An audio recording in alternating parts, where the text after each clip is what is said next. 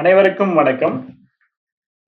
இந்த வீடியோவில் நம்ம காஸ் லா அப்ளிகேஷன்ஸுடைய தேர்ட் அப்ளிகேஷன்ஸை தான் நம்ம பார்க்க போகிறோம்.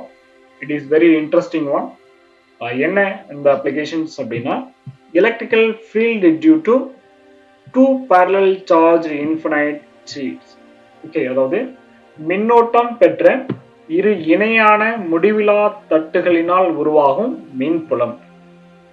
ஸோ இது நம்ம ஏற்கனவே ப்ரீவியஸ் வீடியோல முன்னாடி பார்த்த வீடியோல என்ன பார்த்துருக்கோம் அப்படின்னா, ஒரு சார்ஜ் இன்ஃபினைட் பிளேன் ஷீட்ல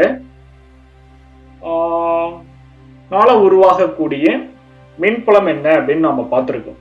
ஓகே, ஒரு சிங்கிள் சார்ஜ் இன்ஃபினைட் பிளேன் ஷீட்னால என்ன மின்புலம் உருவாகுது, அதை நம்ம காஸ் லாவை பேஸ் பண்ணி நம்ம டிஸ்கஷன் பண்ணோம்.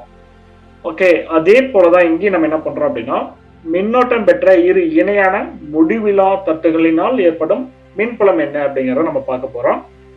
நம்மளுக்கு தெரியும், மின்னோட்டம் பெற்ற இணையான இரு தகடுகள் அப்படின்னாவே அது ஒரு மின்தேக்கி போல நம்மளுக்கு செயல்படும், அதாவது கெப்பாசிட்டர் போல நம்மளுக்கு செயல்படும். ஸோ அப்படி செயல்படும் பொழுது இதில் எவ்வாறு நம்மளுக்கு மின்புலமானது உருவாகிறது அப்படிங்கிறத நம்ம பார்க்க போறோம். ஓகே, இப்போ நம்ம பார்த்தோம் அப்படின்னா, இரண்டு இணையான முடிவிலா நீளம் கொண்ட பிளேன் ஷீட்டை நம்ம எடுத்திருக்கோம். இதை ரெண்டையும் நம்ம பேரலா வச்சிருக்கோம். இரண்டு சார்ஜ் பிளேட்டையும் நம்ம இணையாக வச்சிருக்கோம். ஒன்னு positive charge, another one is negative charge. Okay, அப்ப பாசிட்டிவ் சார்ஜ் இருக்கக்கூடிய இந்த பிளேன் ஷீட்டுக்கு it is having a charge density plus sigma. Negative charge இருக்கக்கூடிய பிளேன் ஷீட்டுக்கு நம்ம என்ன சொல்றோம் அப்படின்னா, surface charge density minus sigma அப்படின்னு நம்ம சொல்றோம். அதாவது மின்னோட்ட அடர்த்தி. ஓகே, மின்னோட்ட அடர்த்தி நம்ம என்னன்னு சொல்றோம் அப்படின்னா, மின்னோட்ட பரப்படர்த்தி. நேர் மின்னோட்டம் பெற்ற தகடுக்கு மின்னோட்ட பரப்படர்த்தி பிளஸ் சிக்மாவும், எதிர் மின்னோட்டம் பெற்ற தகடுக்கு மைனஸ் சிக்மா அப்படின்னும் நாம சொல்றோம். ஓகே, இப்போ இதில் நம்ம டோட்டலாக 3 ரீஜியனை நம்ம கன்சிடர் பண்ணிக்கலாம். அதாவது 3 பகுதிகளாக நாம பிரிச்சுக்கலாம். ஒன்று பார்த்தீங்க அப்படின்னா, இரண்டு இணையான மின்னோட்டம் பெற்ற தகடுகளுக்கு இடையே ஆன பகுதி. ஓகே, ஸோ இந்த பகுதி P1. அதுக்கப்புறம் வெளிப்புற பகுதிகள், இரண்டு பகுதிகள் இருக்கு இல்லையா வெளிப்புறத்தில், அது ஒன்று நம்ம P2ன்னு வச்சுக்கிறோம், இன்னொன்று P3ன்னு வச்சுக்கிறோம். இப்போ நம்ம இங்க என்ன பண்ண போறோம், என்ன பண்ணணும் அப்படின்னு கேட்டீங்க அப்படின்னா, என்ன எலக்ட்ரிக்கல் ஃபீல்ட் இருக்கு, what is the electrical field due to the parallel charged infinite sheets அப்படிங்கிறதா நம்மளுடைய முக்கியமான நோக்கம். இப்போ நம்மளுக்கு ஒரு பிளேன் ஷீட்னாலையும் என்ன எலக்ட்ரிக்கல் ஃபீல்டு வரும் அப்படிங்கிறத நம்ம பார்த்துருக்கோம். அதனுடைய ஆர வழியில் அந்த ரேடியல் பர்பண்டிகுலர் டைரக்ஷன்ஸ்ல என்ன எலக்ட்ரிக்கல் ஃபீல்டு இருக்கு அப்படிங்கிறத நம்ம ஏற்கனவே பார்த்துருக்கோம். அதே விஷயம், அதே கான்செப்டை பேஸ் பண்ணிட்டு நம்ம என்ன பண்ண போறோம் அப்படின்னா, நம்ம கருதுன இந்த 3 புள்ளிகளிலும் என்ன எலக்ட்ரிக் ஃபீல்டு இருக்கு அப்படிங்கிறத நம்ம கால்குலேட் பண்ண போறோம். அதாவது எலக்ட்ரிக்கல் ஃப்ளக்ஸுங்கிறத கால்குலேட் பண்ணுவோம். ஆஃப்டர் தட் எலக்ட்ரிக்கல் ஃபீல்டு என்னங்கிறத கால்குலேட் பண்ணணும். பட் இங்கே நம்ம எலக்ட்ரிக்கல் ஃப்ளக்ஸுக்கு போக வேண்டிய அவசியம் இல்லை. இல்லை, நம்ம ஒரு சார்ஜ் இன்ஃபினைட் பிளேன் ஷீட்ல என்ன எலக்ட்ரிக்கல் ஃபீல்டு வரும் அப்படிங்கிறது நம்மளுக்கு எக்ஸாக்டா தெரியும். அப்படிங்கிறதுல முன்னாடி நம்ம கண்டுபிடிச்சதுனால டைரக்டா நம்ம என்ன பண்ணுவோம் அப்படின்னா, எலக்ட்ரிக்கல் ஃபீல்டுக்குள்ளார நம்ம போயிடுவோம். இப்போ நம்ம இனிஷியலா இந்த சென்டர் ரீஜனை எடுத்துட்டோம், அது பாயிண்ட் P1. இப்போ இந்த பாயிண்ட் P1 அப்படிங்கிறது ஒரு டெஸ்ட் பாயிண்ட். லைக் இந்த சார்ஜ்டு பிளேன் ஷீட்ல இருந்து இந்த மின்னோட்டம் பெற்ற தகவல் இருந்து ஒரு குறிப்பிட்ட தொலைவு இருக்கலாம், ஆறுங்கிற தொலைவில் இருக்கலாம். அதே மாதிரி இங்க இருந்து இது ஆறுங்கிற தொலைவில் இருக்கலாம். இப்போ இதுல இருந்து இந்த புள்ளியில என்ன மின்புலம் அப்படின்னு பார்த்தோம். ஸோ இங்க பாசிட்டிவ் சார்ஜ் இருக்கக்கூடிய இந்த பிளேன் ஷீட் எடுத்துக்கிட்டோம், இந்த தகடை நம்ம கருதணும் அப்படின்னா, இங்க பாத்தீங்க அப்படின்னா இட் இஸ் ஏ பாசிட்டிவ். நம்ம டெஸ்ட் சார்ஜ் இருக்கிற இடம் பாசிட்டிவ். அப்ப இந்த பாசிட்டிவ் இங்கேயும் நேர்மின்னோட்டம், இங்கேயும் நேர்மின்னோட்டம் அப்படின்னு சொல்லும் பொழுது நம்மளுக்கு மின்புலத்தினுடைய மதிப்பு இந்த திசையில இருக்கும். ஓகே, அதாவது இந்த பிளேன் ஷீட்டை விட்டு வெளிநோக்கிய திசையில இருக்கும். இது விளக்கும், இவைகளுக்கு இடையே நம்மளுக்கு விளக்கு விசை இருக்கும். அதனால மின்புலத்தினுடைய மதிப்பானது, மின்புலத்தினுடைய திசையானது நம்மளுக்கு இந்த சைட்ல இருக்கும். அதுக்காக இந்த வயலட் கலர் மார்க் நம்மளுக்கு காட்டுது. ஆஃப்டர் தட் நம்ம என்ன பண்ணணும், எதிர்மின்னோட்டம் பெற்ற தகடினால் இங்க என்ன மின்புலம் இருக்கு, இங்க என்ன எலக்ட்ரிக்கல் ஃபீல்ட் இருக்கு அப்படிங்கறத நம்ம கால்குலேட் பண்ணணும். So test charge positive charge தானே. அப்போ இந்த நெகட்டிவ் சார்ஜ் இருக்கக்கூடிய இந்த பிளேன் ஷீட் என்ன பண்ணும், இங்க இருக்கக்கூடிய பாசிட்டிவ் சார்ஜை பிடிச்சி அதை நோக்கி இழுக்கும். அப்போ இதனால கிரியேட் ஆகக்கூடிய எலக்ட்ரிக்கல் ஃபீல்டும் இதை நோக்கி இருக்கும். அப்போ இவரு எலக்ட்ரிக்கல் ஃபீல்டும் இவரு மின்புலங்களும் ஒரே திசையில நம்மளுக்கு இருக்கும், அதாவது பேரலல் இன் டைரக்ஷன்ஸ்ல நம்மளுக்கு போகும். அப்போ இங்க நம்மளுக்கு டோட்டல் எலக்ட்ரிக்கல் ஃபீல்டு அப்படிங்கிறது, இப்போ டோட்டல் எலக்ட்ரிக்கல் ஃபீல்டு என்னன்னு எழுதலாம் அப்படின்னா E total is equal to அதாவது E is equal to E plus positive சார்ஜ்னால என்ன electrical field plus E minus, இதுதான் வந்து என்னது அப்படின்னா இங்க இருக்கக்கூடிய டோட்டல் எலக்ட்ரிக்கல் ஃபீல்டு அப்படின்னு நாம சொல்றோம். ஓகே, இது நம்மளுக்கு முடிஞ்சிருச்சு. என்ன எலக்ட்ரிக்கல் ஃபீல்டு அப்படிங்கிறது நம்ம பின்னாடி பார்ப்போம். அடுத்தது அந்த அவுட்வர்ட் டைரக்ஷன்ஸ்ல வெளிப்பகுதியில் இருக்கக்கூடிய பகுதி, இந்த பாயிண்ட் P2 எடுத்துக்கிறோம். அப்ப இந்த பாயிண்ட் P2ல என்ன எலக்ட்ரிக்கல் ஃபீல்டுங்கிறத கண்டுபிடிக்கணும். Due to positive charged infinite plane sheet அப்படின்னு நம்ம எடுத்துக்கிறோம். இப்ப நம்ம ஃபர்ஸ்ட் நேர்மின்னூட்டம் பெற்று இந்த தட்டுகள் முடிவிலா தட்டுகளினால் உருவாகக்கூடிய மின்புலம் என்ன அப்படின்னு நம்ம பார்த்தோம் அப்படின்னா இது பாசிட்டிவ், டெஸ்ட் சார்ஜ்லயும் பாசிட்டிவ் இருக்கும். அப்ப இது என்ன பண்ணோம் அப்படின்னா ரேட்லி அவுட்வர்ட் டைரக்ஷன்ஸ், அப்ப இந்த டைரக்ஷன்ஸ்ல நம்மளுக்கு வெளிநோக்கிய பகுதியில் போய்கிட்டு இருக்கும். அண்ட் தென் பாத்தீங்க அப்படின்னா இங்க எதிர்மின்னோட்டம் பெற்ற முடிவிலா தகடை நம்ம எடுத்துக்கிறோம். ஸோ இதனால என்ன மின்புலம் இங்க வருது அப்படின்னு பார்த்தோம் அப்படின்னா இங்க பாசிட்டிவ், இது நெகட்டிவ். அப்ப இது என்ன பண்ணோம் அப்படின்னா இதை பிடிச்சி இழுக்கும். அப்ப இதனால கிரியேட் ஆகுடைய எலக்ட்ரிக்கல் ஃபீல்டு அப்படி உள்நோக்கி அமையும்.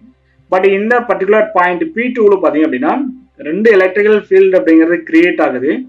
ரெண்டும் மேக்னிடியூட் நம்மளுக்கு ஈக்குவலா இருக்கும். பட் என்ன டைரக்ஷன்ஸ் அப்படின்னு கேட்டீங்க அப்படின்னா ஆப்போசிட் இன் டைரக்ஷன்ஸ்.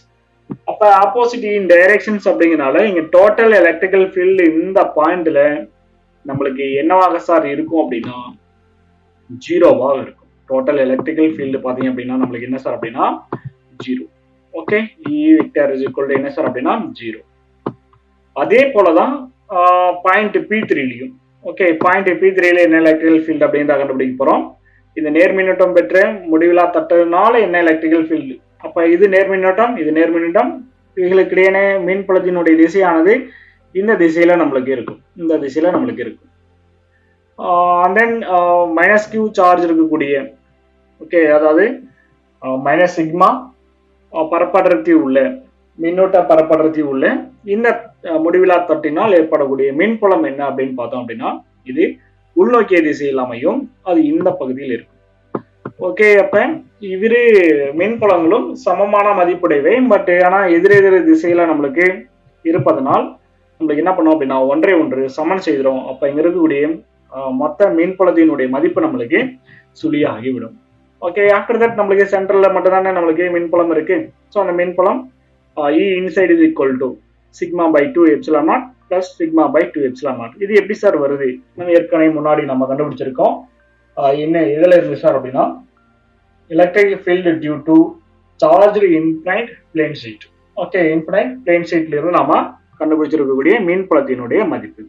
அப்போ ஒவ்வொரு பிளேன் ஷீட்லயும் இன்ஃபினைட் பிளேன் ஷீட்லயும் இவ்வளவு எலக்ட்ரிக்கல் ஃபீல்டு தான் வரும். அப்போ ரெண்டு எலக்ட்ரிக் ஃபீல்டும் சேம் டைரக்ஷன்ஸ் அப்படிங்கறதுனால ரெண்டு மின்புலமும் ஒரே திசையில் செயல்படுறதுனால ரெண்டு நம்ம என்ன பண்ணிக்கலாம் கூட்டிக்கலாம். அப்ப E inside is equal to sigma by 2 epsilon naught plus sigma by 2 epsilon naught. அதாவது half plus half 1/2 plus 1/2 என்ன சார் வரும் அப்படின்னா சிம்பிளா நீங்க சொல்லிருந்தீங்கன்னா வரும் 1 வரும்.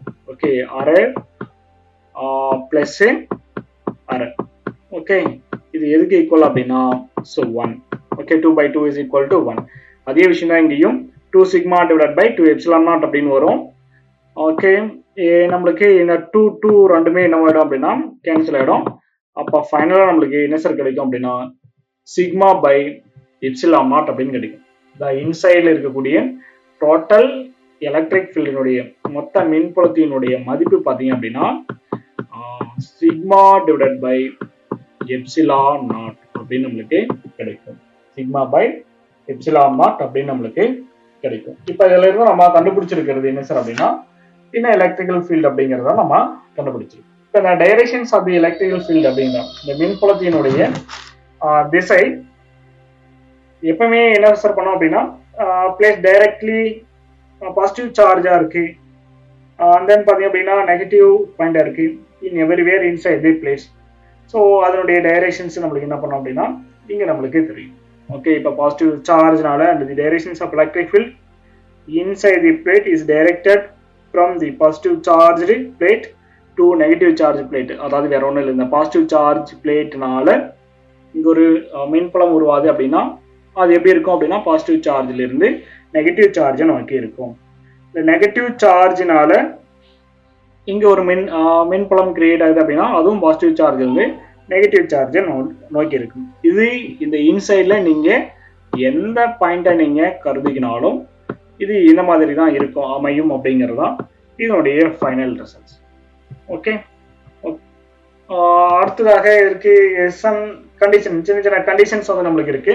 என்னென்ன கண்டிஷன் சார் அப்படின்னா, இப்போ சிக்மா கிரேட்டர் தென் ஜீரோவா இருக்கு, sigma is greater than zero. அப்போ இந்த ஈக்குவேஷன்ஸை நம்ம அகைன் பயன்படுத்த வேண்டியது இருக்கு. சிக்மா வந்து அதிகமாக இருக்கு, அப்போ இதனுடைய மதிப்பு இந்த சார்ஜினுடைய மேக்னிடியூட் அதிகமாக இருக்கு அப்படின்னா நம்மளுக்கு மின்புலத்தினுடைய மதிப்பு ரேடியலி அவுட்வர்ட் டைரக்ஷன்ஸா இருக்கும். ஸோ இந்த மாதிரி வெளியே நோக்கி இருக்கும். And then sigma is less than ஜீரோவா இருக்கு, ஜீரோவோட சின்னதா இருக்கு அப்படின்னும் பொழுது நம்மளுக்கு என்ன பண்ணும், அப்போ இங்க இருக்கக்கூடிய மின்புலத்தினுடைய மதிப்பு அதிகமாயிடும், இது குறைஞ்சிரும். அப்ப இதனால ஏற்படக்கூடிய மின்புலத்தினுடைய திசையானது ஸோ ரேடியலி இன்வர்ட் டைரக்ஷன்ஸ்ல நம்மளுக்கு இருக்கும். அதாவது பாயிண்ட் இன்வர்ட் டைரக்ஷன்ஸ் அப்படிங்கிறது நம்மளுக்கு சொல்லுது. ஓகே, அதான் இங்க சொல்றோம். மேலும் சிக்மா கிரேட்டர் தென் ஜீரோ அப்படின்னும் பொழுது செங்குத்தாக வெளிநோக்கிய திசை, லெஸ் தென் ஜீரோன்னும் போது செங்குத்தாக உள்நோக்கிய திசையில நம்மளுக்கு அமையும் அப்படிங்கிறது தான் இதனுடைய இறுதியான முடிவு. Okay, thank you for watching this video. Please subscribe, share and like this video.